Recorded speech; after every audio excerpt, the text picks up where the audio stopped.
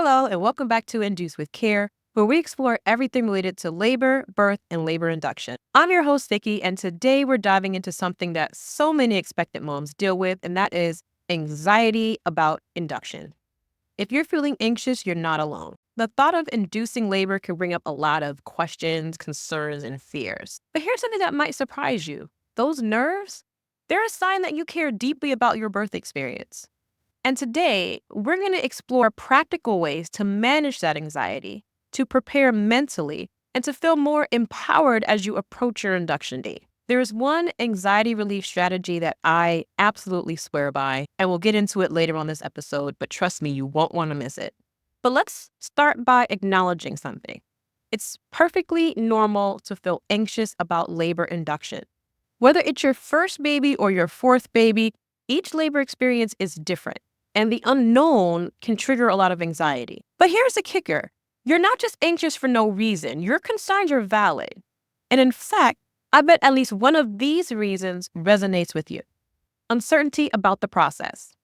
Inductions can sometimes take longer than expected, and the unpredictability of how your body will respond can be unsettling. Fear of medical interventions. So maybe you've heard horror stories about Pitocin or the Foley balloon and thought, that sounds scary. And you're not wrong, but there's more to it than that, and we'll get to that in a minute. Concerns about pain.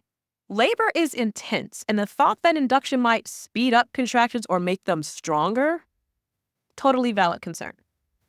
Everyone knows that labor is pain, but nobody really knows what that pain is like until they're actually in that moment. Concerns about control. So when labor is happening on a schedule, it can feel like you're losing control over the experience. But here's the thing. There are always ways to feel empowered, even with an induction. Whatever the source of your anxiety, acknowledging it is the first step. And I promise you, by the end of this episode, you'll have a toolbox of ways to feel calmer and more in control. So now let's dive into some practical strategies about managing your anxiety about induction. And these aren't just fluffy ideas. They are concrete steps you can take to reduce your stress and feel more confident going into your induction. One of the most effective ways to reduce anxiety, and one that I highly promote, is to educate yourself.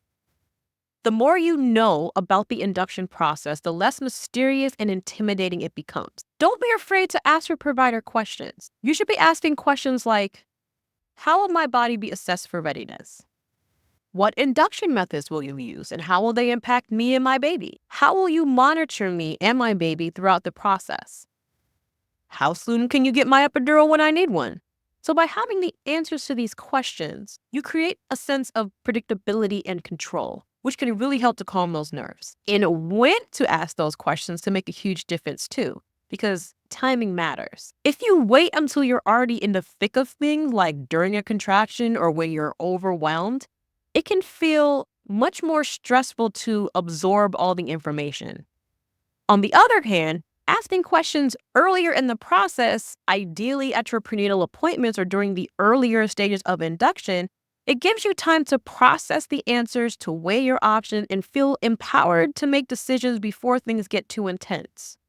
So having a birth plan is a great way to feel more in control. But here's where many moms get tripped up. The key to a successful birth plan is flexibility.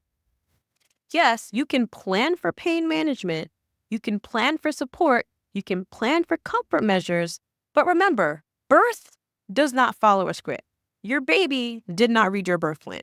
One of the worst kept secrets in labor delivery is the longer the birth plan, the more likely things might shift. The trick is staying adaptable. Think of your plan as more of a birth guide, allowing room for the unexpected. So when anxiety peaks, relaxation techniques can help you reset your body and your mind. So try this deep breathing exercise. Inhale slowly through your nose for 4 counts, hold for 4, and then exhale for 4. And that's just the start. You can also use visualization. Picture your ideal birth environment and the moment that you meet your baby. You'd be amazed how this mental rehearsal can help lower your anxiety. I've created a special guided meditation that I share with my doula clients. But there are a ton of free resources out there to help you practice progressive muscle relaxation. Even prenatal yoga can help. So let's talk about something that might not be on everyone's radar, but can be an absolute game changer for your labor experience. And that is a birth rehearsal. So if you're one of my doula clients, you know exactly what I'm talking about. For everyone who doesn't, let me explain why birth rehearsal is such an incredible service and how it can help you feel more prepared and confident for your big day. So a birth rehearsal is exactly what it sounds like. It's a practice run for labor. I play the nurse and the provider, you play you, and we walk through the different stages of labor, potential scenarios, and rehearse how to handle them both physically and mentally. So think of it as a dress rehearsal before the main event. It gives you a chance to mentally and physically prepare for what's ahead. So prime example, I was just with a client a few weeks ago, and we did a birth rehearsal for her induction. She didn't realize that you needed a Foley catheter or a bladder catheter after an epidural. I don't even think she thought about how she would pee with an epidural. I told her, you're going to be numb and you won't be able to get out of bed. And of course, that scared the crap out of her because it's not so much that she was afraid of the pain, because I told her she'll be numb by the time they place it, but it was the idea of having one. But when my client got her real life epidural a few weeks later, she kept telling the nurse, I knew you were going to do that. I knew you were going to say that. And I know what you're going to do next. So it allayed all of her anxiety because that fear of the unknown was gone. So obviously you can't walk through every single possible scenario, but you can definitely cover the most common. And we'll be discussing a lot of those scenarios in the upcoming weeks here on this channel. So stay tuned for that.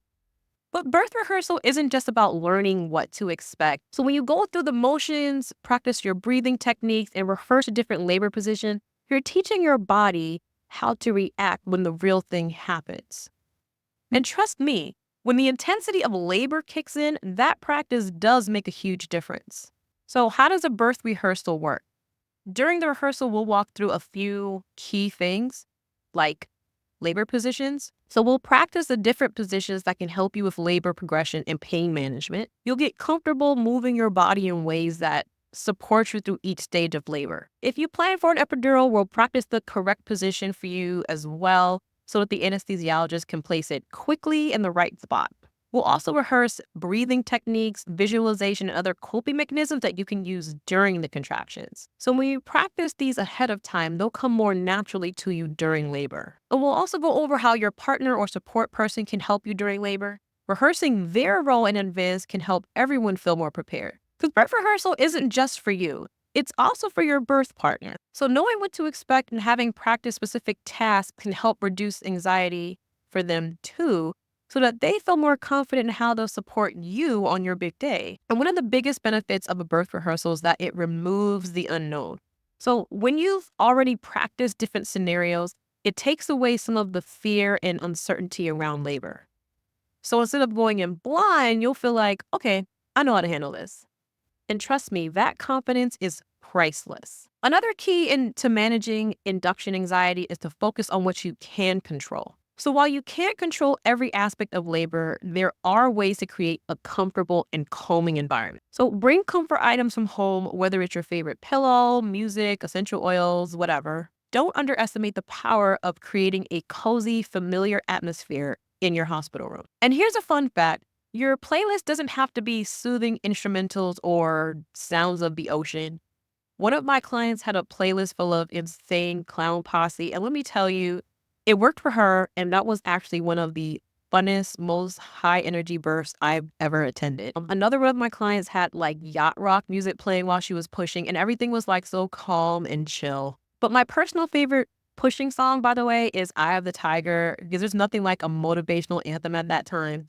And Katy Perry's Roar would be a very close second. But let's be real, pain is often the biggest source of anxiety during labor, and the fear of managing it can be overwhelming. So talk to your healthcare provider about pain relief options, whether that's an epidural, IV pain medication, nitrous oxide, or natural methods like breathing techniques and massage. And here's a labor and delivery nurse insider tip for you.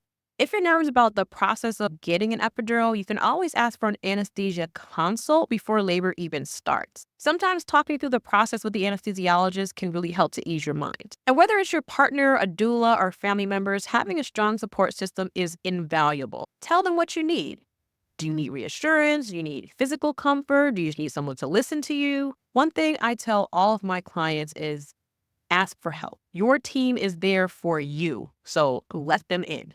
Let them help you. And finally, let's talk about mental preparation. The days leading up to your induction are just as important as the induction itself. So take time to rest, to journal, to practice positive affirmations. Try this. Repeat to yourself, my body knows what to do, and I am ready to meet my baby. Simple, yet powerful. As we wrap up today's episode, I hope you're feeling a little bit more confident about managing induction anxiety. Remember, it's perfectly normal to feel anxious, but with the right tools, support, and mindset, you can approach your induction feeling calm, empowered, and ready to meet your baby. If this episode helped to ease your worries, share it with another mom who might feel the same way. Until next time, take care.